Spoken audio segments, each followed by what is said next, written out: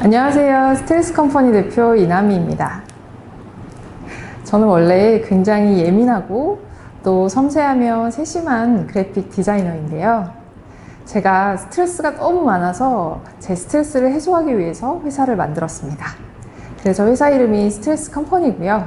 스트레스를 즐겁게 극복할 수 있도록 도와주는 분노 캔들, 감정 카드, 감정 다이어리와 같은 제품을 만들고 활용해서 교육 프로그램을 진행하고 있습니다. 오늘은 여러분들과 함께 스트레스에 대한 이야기를 나눠볼 건데요.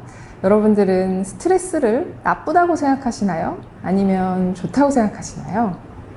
보통 우리는 스트레스를 만병의 근원처럼 여기고 빨리 없애버려야 되는 것처럼 인식하게 되는 경우가 많습니다.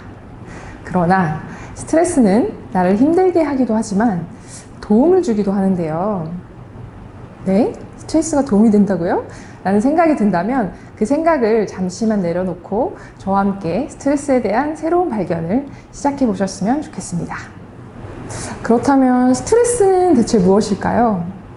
날 힘들게 하는 공부, 시험, 인간관계, 직장 상사 이런 것들이 떠오르시나요? 스트레스라는 것은 내가 감당하기 어려운 상황에 처했을 때 느껴지는 압박이나 긴장 상태를 뜻합니다. 즉, 과도한 요구를 받고 있는데 이걸 해결할 수 있는 능력이나 자원이 부족할 때 느껴지는 반응이에요. 예를 들어 내일이 시험이라면 긴장도 되고 또 걱정이 되니까 스트레스를 막 받게 되겠죠?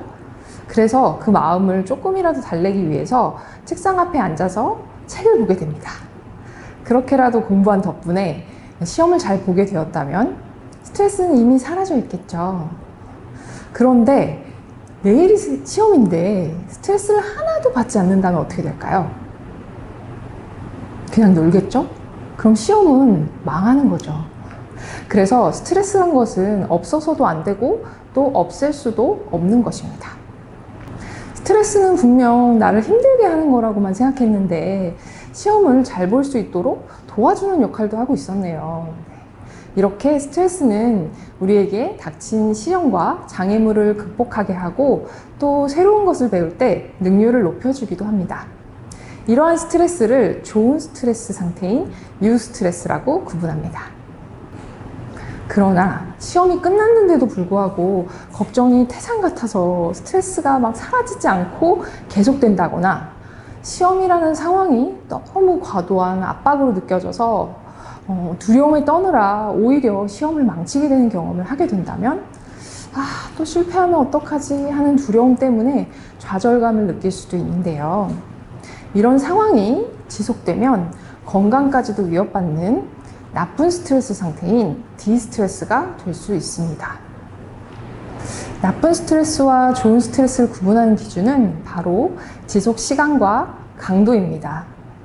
그렇기 때문에 나의 스트레스를 제대로 알아차리는 것이 제일 중요하겠죠. 그래서 우리가 명상을 하고 마음 돌봄을 하는 이유도 자신을 잘 알아차리기 위해서입니다. 우리 몸은 스트레스를 받으면 여러 가지 신호를 보내는데요. 갑자기 막 심장이 빨리 뛴다거나 얼굴이 빨개지거나 식은땀이 날 수도 있습니다. 근데 그런 상황에서는 우리 몸이 신호를 보내는구나 라고 생각하기보다는 내가 뭔가 잘못한 건 아닐까 싶어서 겁이 덜컥 날지도 모릅니다. 그러나 심장이 빨리 뛰는 것은 혈액이 빨리 순환시키기 위해서이고 식은땀이 나는 것은 체온을 조절해주기 위해서입니다. 내가 이 위험 상황을 잘 대처할 수 있도록 우리 몸이 반응을 하고 있는 거죠.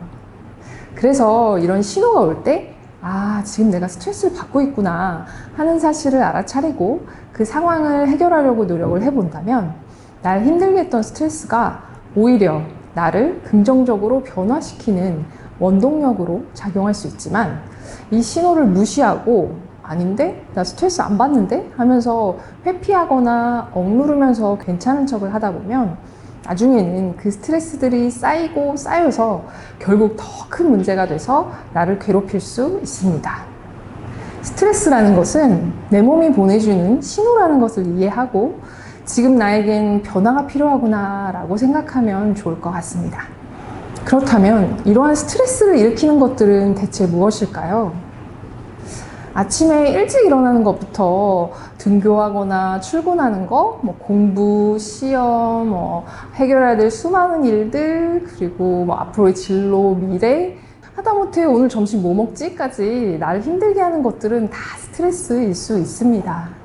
그래서 스트레스 하면 나를 괴롭히는 것들만 떠오르지만 사실은 나를 기쁘게 하는 것들도 스트레스 요인이 될 수 있는데요.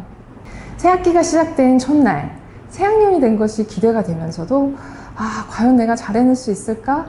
새 친구는 사귈 수 있을까? 하는 부담감에 걱정이 생기기도 하죠. 그래서 졸업과 입학, 그리고 취업이나 결혼과 같은 기쁜 일들도 충분히 스트레스가 될 수 있습니다. 그렇기 때문에 똑같은 스트레스를 받았다고 하더라도 그 상황을 내가 어떻게 해석하느냐에 따라 그 스트레스를 위협으로 느낄 수도 있고 또 도전으로 느낄 수도 있는데요. 이렇게 생각하는 관점의 변화에 따라서 반응도 완전히 달라지게 됩니다. 이 책은 제가 11년 전에 만들었던 책입니다. 2011년도에 전화기를 바꾸면서 011에서 010으로 앞번호가 바뀌었습니다. 새로운 마음으로 전화기를 바꾸고 굉장히 신이 났는데요.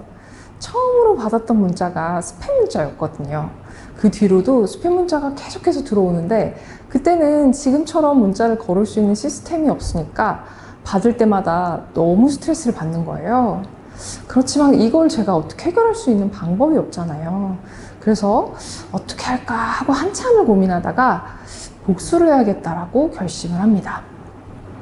그리고 데스노트를 만들겠다는 계획을 세우는데요. 스팸 전화번호부를 만들어서 경찰서에 갖다 줘야겠다라고 생각을 한 거죠. 근데 그렇게 생각을 바꾸고 나니까 스팸 문자를 받을 때마다 득템한 것 같고 그렇게 기분이 좋을 수가 없는 거예요.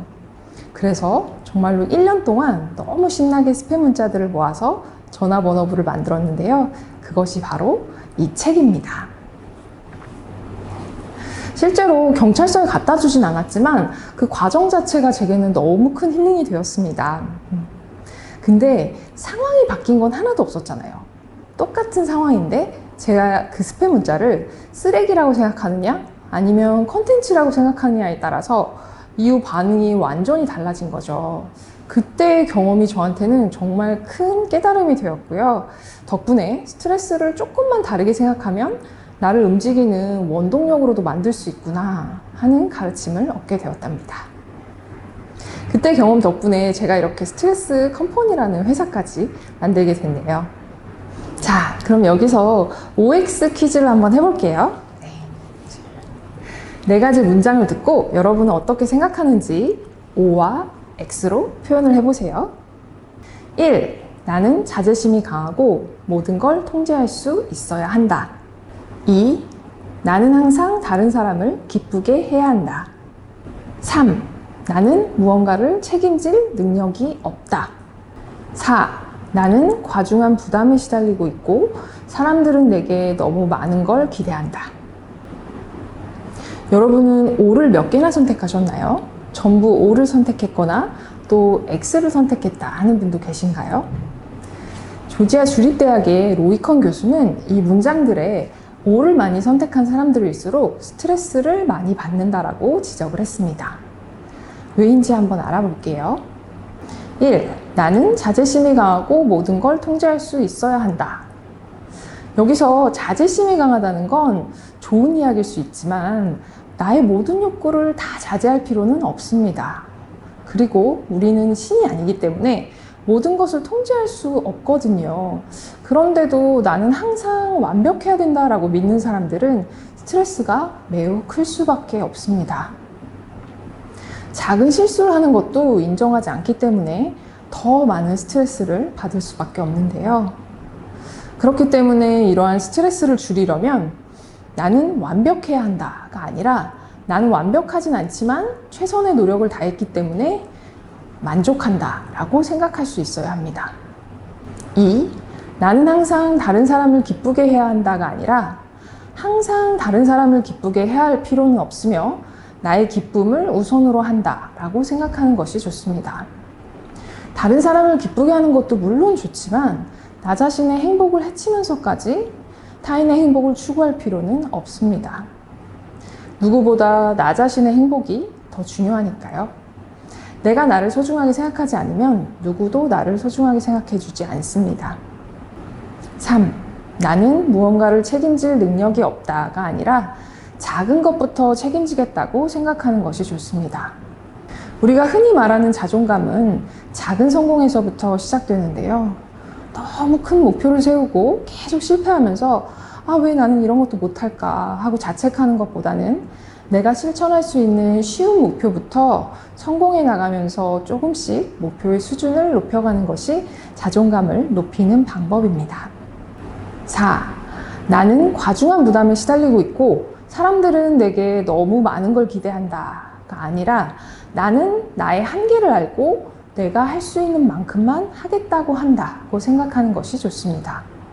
분명 할 수 없는 상황임에도 미안해서 거절을 하지 못하는 사람들이 많습니다. 그렇게 모든 것을 다 예스 하게 된다면 결국 그 부담감 때문에 스트레스에 시달릴 뿐만 아니라 결과도 좋지 못할 것입니다. 그래서 내가 어디까지 할 수 있는지 자신의 한계를 잘 알고 있는 것이 정말 중요하고요. 그러한 자신의 의견을 제대로 표현할 수 있어야 합니다. 어떠신가요? 이야기를 들으니까 머리로는 다 맞는 것 같지만 말이 쉽지 그게 쉽나? 하는 생각이 들 수도 있습니다. 그렇지만 내 생각의 관점을 바꾸는 것만으로도 스트레스가 사라질 수 있다면 한 번쯤 해볼 만한 일 아닐까요? 우리가 스트레스를 받는 이유는 그것을 중요하게 생각하기 때문입니다. 내가 중요하게 생각하지 않는 문제라면 그 일이 되든 말든 아무런 상관이 없을 텐데 그 일이 되지 않아서 스트레스를 받는다는 것은 그것이 나에게 중요하다는 이야기겠지요. 근데 그렇게 중요한 스트레스를 매운 것을 먹거나 쇼핑을 하는 것으로 해소한다? 그건 그냥 그 문제를 잠시 잊게 하는 임시 방편일 뿐 근본적인 해결책은 될 수가 없습니다. 다른 사람들에게 아무렇지 않은 문제도 나에게는 심각한 스트레스로 느껴진다면 그것은 서로가 중요하게 생각하는 것이 다르기 때문입니다. 그럴 때 왜 나는 이렇게 예민할까 하고 자책하기보다는 나는 뭐가 중요해서 이것 때문에 스트레스를 받는 걸까? 어떻게 하면 내 마음이 편해질 수 있을까를 한번 생각해 보세요. 스트레스 밑에는 여러분이 중요하게 생각하는 원칙과 욕구가 숨어 있습니다. 저는 가끔 대표님은 이제 스트레스 안 받으시나요? 라는 질문을 종종 받는데요. 저는 여전히 스트레스를 받고 있어요. 그러나 예전에는 스트레스를 가깝고 소중한 사람들한테 화를 내거나 물건을 사서 풀고 또 후회했었다면 지금은 제 스트레스의 원인을 찾고 조금씩이라도 변화하려고 노력하고 있습니다. 그렇게 지금의 나라는 사람을 인정하고 더 나은 내가 되도록 노력해 나가는 것이 스트레스를 해결하는 가장 좋은 방법이 아닐까 싶습니다. 고맙습니다.